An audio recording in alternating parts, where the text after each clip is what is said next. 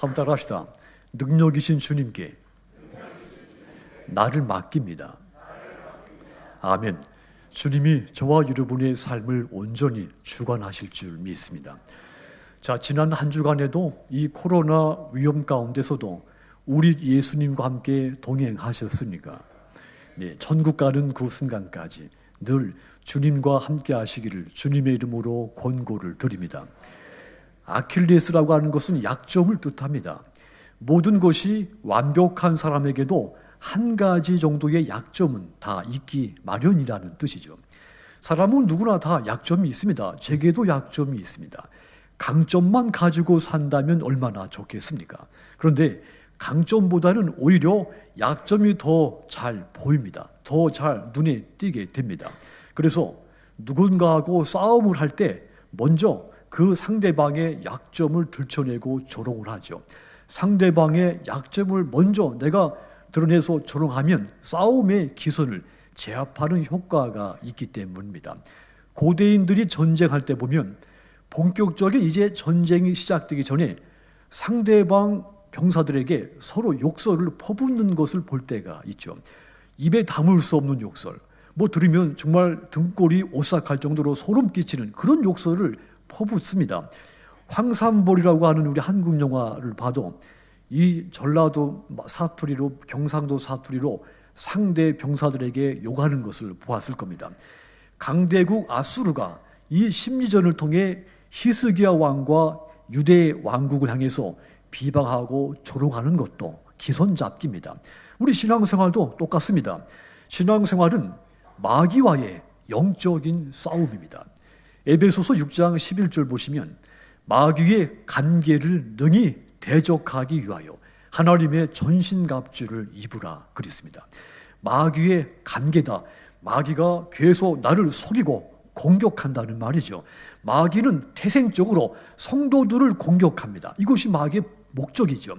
그래서 마귀에게 약점이 잡혀서 공격당하게 되면 질 수가 있는 겁니다.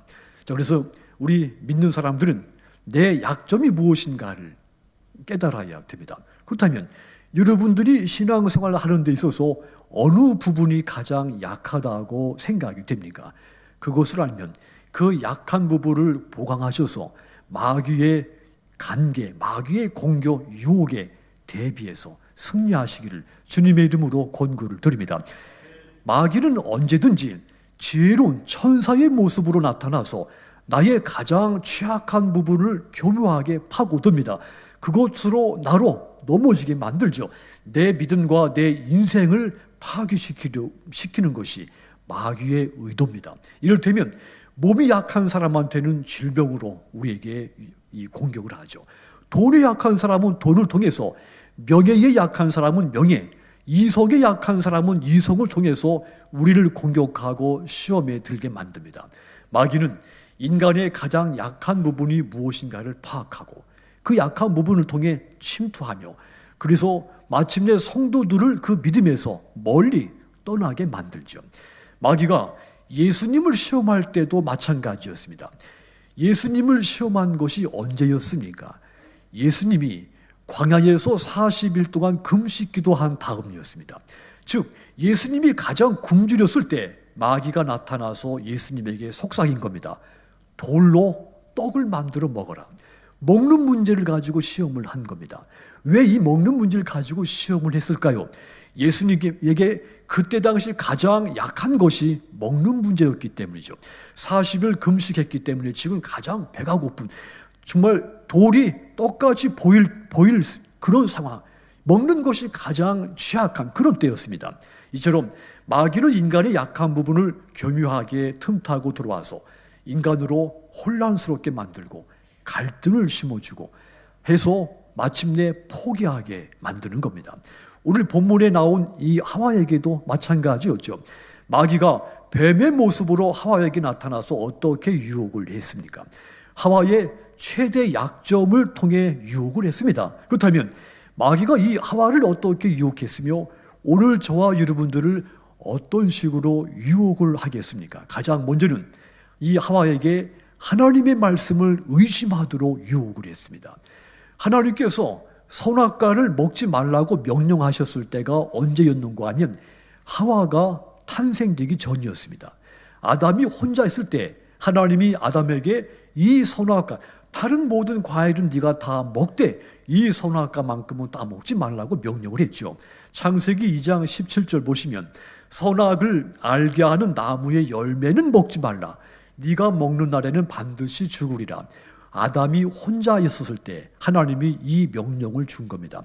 그리고 그 다음 절 창세기 2장 18절 보시면 여호와 하나님이 이르시되 사람이 혼자 사는 것이 좋지 아니하니 내가 그를 위하여 돕는 배필을 지으리라 하시니라. 선악과를 먹지 말라 이 명령하신 이후에 아담에게 그 아내 하와를 배필로 주겠다고 약속을 한 겁니다. 자, 그러니까 금단의 명령이 아담에게 내려진 거죠. 그래서 이 하와는 이 금단의 명령을 간접적으로 들은 겁니다. 직접 들은 게 아니고 남편을 통해 간접적으로 들은 겁니다. 마귀는 이 약점을 놓치지를 않은 것이죠. 마귀는 하나님의 말씀을 직접 듣는 사람, 하나님을 직접 그 뜨겁게 체험한 사람보다는 간접적으로 들은 사람, 간접적으로 타인의 간증을 통해 하나님을 만난 사람, 그런 사람들을 선택을 하는 겁니다. 하와가 여자라서 선택한 것이 아닙니다. 하나님의 말씀을 간접적으로 들은 그 약한 것을 마귀는 놓치지 않고 틈을 이용을 한 겁니다. 우리가 주로 언제 시험에 많이 듭니까? 열심을 내서 내가 자발적으로 열심을 내서 교회 다닐 때 시험 듭니까? 그렇지 않습니다. 다른 사람에게 이끌려서 교회 다닐 때, 타율적으로 신앙생활 할 때 시험에 더 많이 들죠. 스스로 자발적, 자율적으로 내가 교회 다니고 봉사하는 사람보다 억지로 끌려와서 교회에 앉아있고 또 봉사할 때 이런 사람들이 훨씬 더 시험에 넘어질 확률이 큰 겁니다. 마귀가 그 틈을 타는 겁니다. 교회 건성건성 다니겠다나 마지못해 설교를 듣거나 성경을 덮어놓고 읽지를 않거나 틀림없이 이런 사람은 마귀의 시험 대상의 첫 번째 대상이 되는 겁니다. 그 유혹도 교묘합니다. 처음부터 마귀는 이렇게 말합니다. 하나님을 믿지 말라. 이렇게 말하지 않습니다. 처음부터 죄를 지으라고 말하지 않습니다. 어떻게 유혹합니까? 처음에는 하나님의 말씀을 의심하도록 합니다. 그 다음에는 하나님의 말씀을 오해하도록 만들죠. 그런 다음에 어떻게 합니까? 하나님의 말씀을 결국 거역하게, 불순종하게 만듭니다. 이것이 마귀의 이 꾀입니다. 1절 하반절 보시면 뱀이 여자에게 물어 이르되 하나님이 참으로 너희에게 동산 모든 나무 열매를 먹지 말라 하시더냐. 또 4절도 보시면 뱀이 여자에게 이르되 너희가 결코 죽지 아니하리라. 뱀이 여자에게 이렇게 말한 겁니다. 하나님이 너희에게 이 동산에 있는 나무 열매는 하나도 따먹지 말라고 하셨는데 그것이 정말이냐? 뱀은 정말이냐? 이 말을 강조를 한 겁니다. 처음부터 괜찮으니까 따먹어라 이렇게 말하지 않았습니다. 참으로 그렇게 말했느냐? 정말로 하나님이 내게 이 선악과 열매를 먹지 말라고 정말 그렇게 말했느냐? 조금씩 의심을 불러일으킨 겁니다. 그 다음에는 너희가 결코 죽지 않을 것이다. 설마하니 하나님이 가장 사랑하는 너희를 이 열매 하나 먹었다고 해서 죽이겠느냐? 절대로 그런 일은 없을 것이다. 주입을 시킨 것이죠. 한마디로 하나님의 말씀을 오해하게 만들고 의심하게 만들고 그리고 거역하게 만든 겁니다. 그리고 어떻게 합니까? 5절 보니까 너희가 그것을 먹는 날에 너희 눈이 밝아져 하나님과 같이 되어 선악을 알 줄 하나님이 아심이니라. 따먹어라. 너희도 하나님같이 선악을 알게 될 것이다. 결국 하와가 이 뱀이 통해 유혹당하는 이 마귀의 유혹에 굴복을 당하고 맙니다. 하나님의 말씀을 의심하고 오해하다가 마침내는 거역하게 만들고 결국 인생이 망가지게 된 겁니다. 하와 약점은 하나님의 말씀을 간접적으로 들었다는 데 있었죠. 마귀는 그 부분을 놓치지 않았고 그 약한 부분을 이용해서 결국 넘어뜨리고 만 겁니다.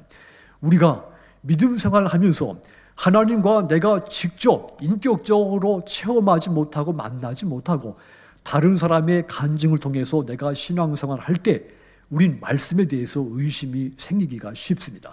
그럴 때 마귀는 우리를 넘어뜨리려고 그 즉시 덤벼드는 겁니다. 하지만 여러분, 의심이라도 그 의심을 신앙의 성장으로 바꿀 수가 있습니다. 그러면 마귀의 목적도 실패를 하게 되는 겁니다. 도마가 그 예입니다. 도마는 예수님이 부활하신 후 예수님이 부활했다고 하는 것을 직접 본 것이 아니고 간접적으로 누군가를 통해 전해 들었습니다.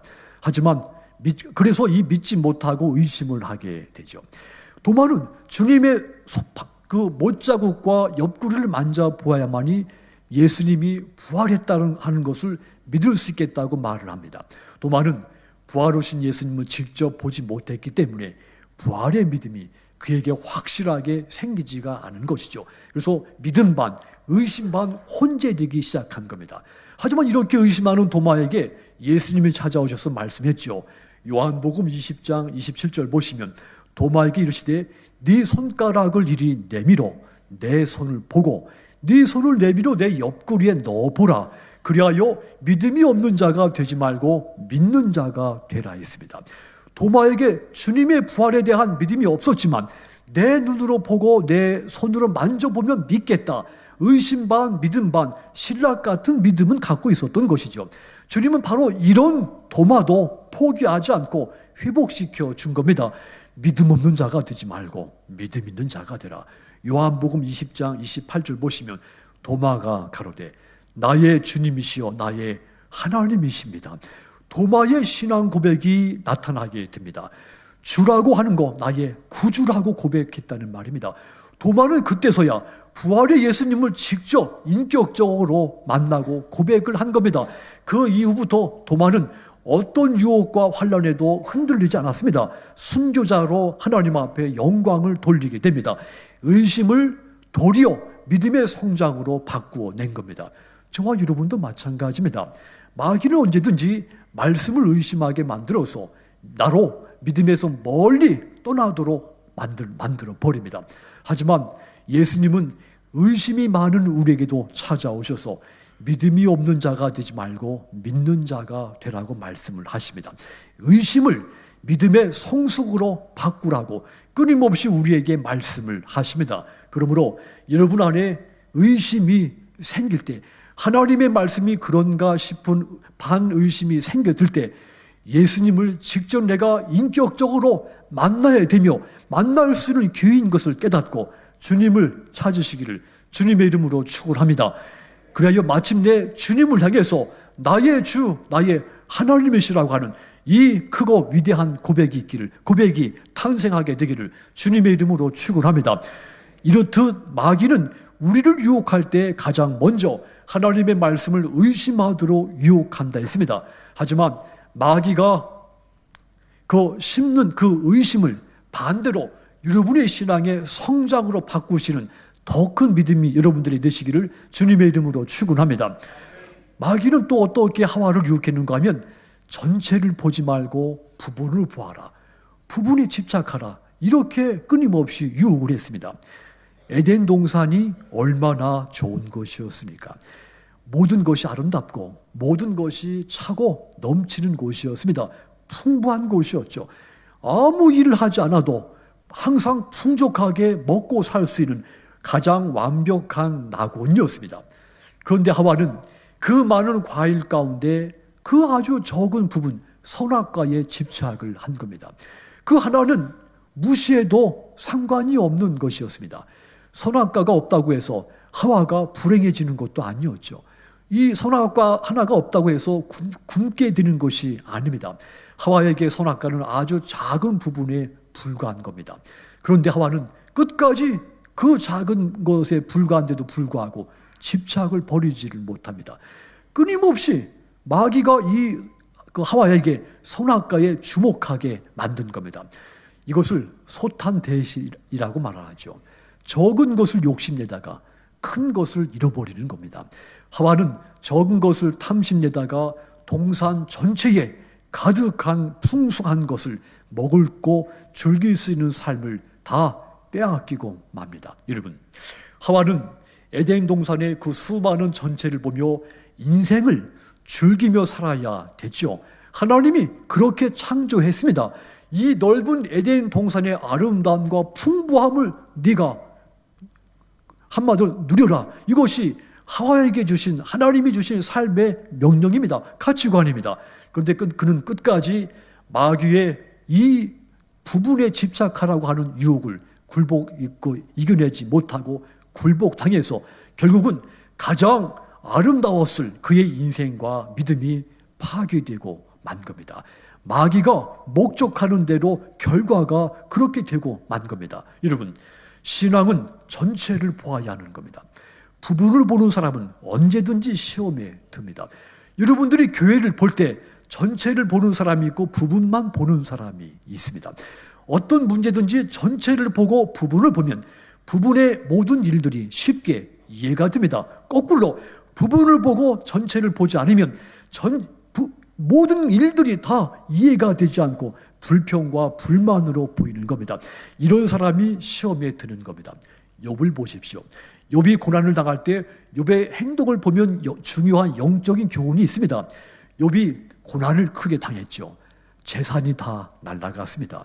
자식들이 다 죽었습니다. 부인이 남편을 저주하고 떠났습니다. 고통스러운 질병에 걸렸습니다. 그 한 가지 이 부분을 볼 때 욥은 그 희망이 없는 것이죠. 절망 가운데서도 가장 극단의 절망에 빠진 겁니다. 그런데 욥이 하나님이 나에게 어떻게 하시려고 내게 이러시는가? 부분을 보지 않았습니다. 전체를 본 것이죠.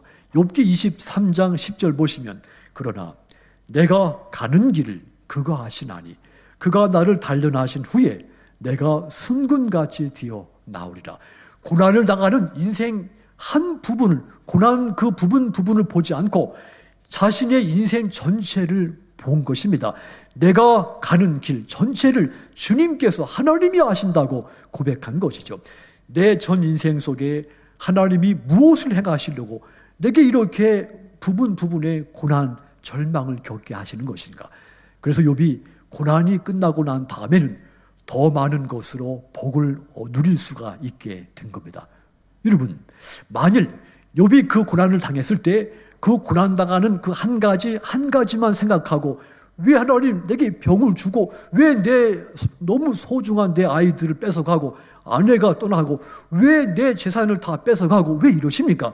그 한 가지 하나하나를 보고 원망하고 불평하면서 술이나 마시고 환각자나 들이키고 인생을 저주하며 살았더라면 욥의 인생은 영원히 망가지고 말았을 겁니다. 그것은 마귀가 원하는 바이기도 한 것이죠. 여러분, 마귀는 우리에게 부분을 보도록 유혹을 합니다.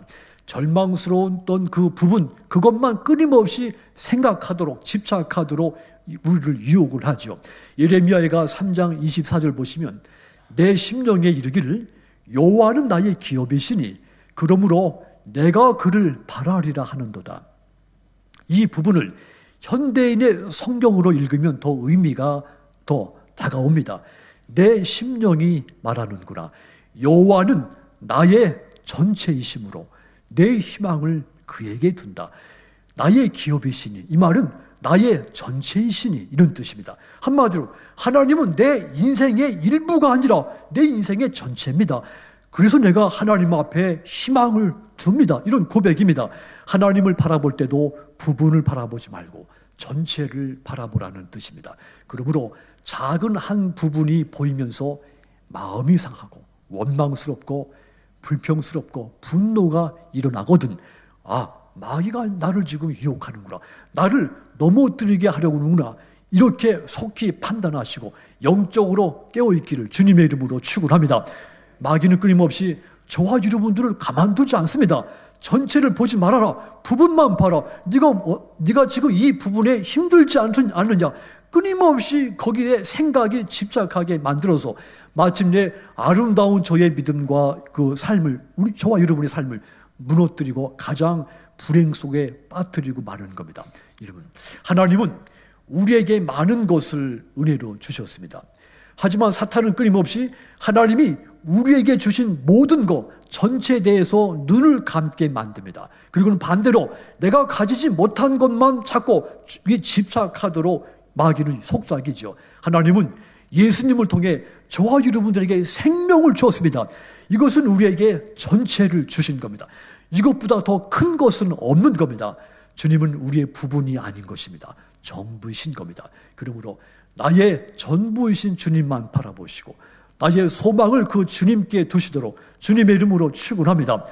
또한 마지막으로 마귀가 하와를 어떻게 유혹했는가 하면 욕심을 품도록 더 많은 탐심을 품도록 유혹을 했죠. 하와가 뱀의 유혹을 잔뜩 받고 난 다음에 다시 선악과 나무를 바라봤습니다.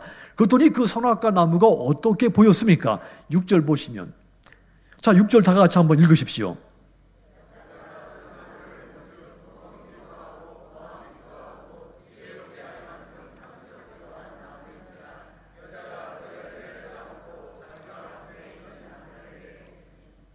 그도 먹은지라. 자, 전에 없던 욕심이 발동을 한 겁니다. 더 많은 탐심이 생긴 겁니다.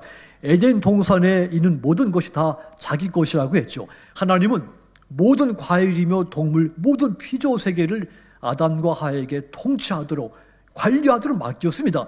다른 사람이 있어가지고 나눠 가질 필요도 없는 것이었습니다. 모든 것들이 다 자신들의 것이었죠. 욕심을 낼 필요가 없습니다. 누군가가 있으면 그 사람 때문에 더 욕심낼 수 있었겠지만 그럴 필요가 전혀 없는 환경이었습니다. 그럼에도 불구하고 하나님께서 먹지 말라고 한 그 적은 것에 끊임없이 집착하다가 그것을 결국은 먹고 말게 됩니다. 이것이 탐심입니다. 결국 마귀는 하와 속에 탐심, 욕심을 불어넣어서 하와의 그 아름답고 거룩한 인생을 망가뜨리고 만 겁니다. 아합 왕이 그러했죠. 그에게는 제국의 왕으로서 모든 것이 풍부했습니다. 그럼에도 불구하고 왕국 옆에 가난한 농부 나봇의 포도원까지 뺏기 위해서 그를 죽이고 맙니다. 남의 것까지도 욕심을 낸 것이죠. 그렇다고 아합 왕이 뺏었으니 더 많은 부자가 되고 더 행복한 왕이 됐습니까? 반대로 더 불행하고 더 마음이 가난한 왕이 돼서 망하고 말았습니다. 욕심은 인간을 부유하게 만들지 못할 뿐 아니라 결국 마음 가난하게 만들어서 파멸시키는 것입니다. 욕심은 인간을 멸망으로 떨어뜨리는 첩경인 겁니다. 성경에 많은 사람의 삶의 내용을 본즉 욕심을 가져서 더 많은 부자가 되고 더 복된 인생을 산 사람은 없습니다. 그렇다면 우리 마음속은 어떠할까요? 전에 없던 욕심이 발동했습니까? 전에 없던 탐심이 불같이 일어나고 있습니까? 이것은 필경 마귀가 지금 유혹하고 있는 겁니다. 이거 극복하시기를 바랍니다. 베드로후서 2장 3절 보시면 그들이 탐심으로서 지어낸 말을 가지고 너희로 이득을 삼으니 그들의 심판은 옛적부터 지체하지 아니하며 그들의 멸망은 잠들지 아니하느니라. 다시 말하면 악한 사람들이 탐심을 품고 그럴듯한 말로 우리의 호주머니, 다른 사람의 호주머니에 있는 것까지 털어갈 것이라는 말이죠. 많이 갖고 있으면서도 불구하고 욕심이 더 많아져서 다른 사람 것까지도 뺏으려고 한다 그 말입니다. 악한 사람들이. 그런데 하나님은 그들에게 반드시 파멸시킨다고 했습니다. 이 말은 탐심은 파멸에 이르게 하는 길이라는 뜻입니다. 마귀는 저와 여러분들을 파멸시키려고 내 마음속에 끊임없이 욕심을 품게 만든다는 이야기입니다. 누가복음 12장 15절도 보시면 그들에게 이르시되 삼가 모든 탐심을 물리치라. 사람의 생명이 그 소유에 넉넉한 데 있지 아니하니라. 생명이 재산에 있지 않으니 온갖 욕심을 버리라는 말입니다. 골로새서 3장 5절도 보시면 그러므로 땅에 있는 지체를 죽이라. 음란과 부정과 사욕과 악한 정욕과 탐심이니 탐심은 우상 숭배다 그랬습니다. 탐욕 그 자체가 우상이라 했습니다. 우상 숭배의 결말이 파멸이듯이 탐심, 욕심의 끝은 파멸인 겁니다. 그러므로 전에 없던 욕심이 생겼거든. 마귀가 내 인생을 파멸시키려고 나를 지금 유혹하고 있는구나 깨달아서 영적으로 깨어서 마귀의 유혹을 극복해내시기를 주님의 이름으로 권고를 드립니다. 사랑하는 여러분, 마귀는 우리를 부유하고 행복하게 만들어줄 것까지 유혹을 하지만 실은 우리를 멸망시키려고 하는 것이 마귀의 궁극적인 목적입니다. 마귀는 하와를 유혹했듯이 저와 여러분들에도 쉬지 않고 찾아와서 유혹을 하게 될 것입니다. 하나님의 말씀을 의심하게 유혹하고 전체보다는 부분에 아주 적은 것에 끊임없이 집착하라고 유혹하고 전에 없던 내 마음속에 욕심을 불러일으켜 유혹하게 될 것입니다.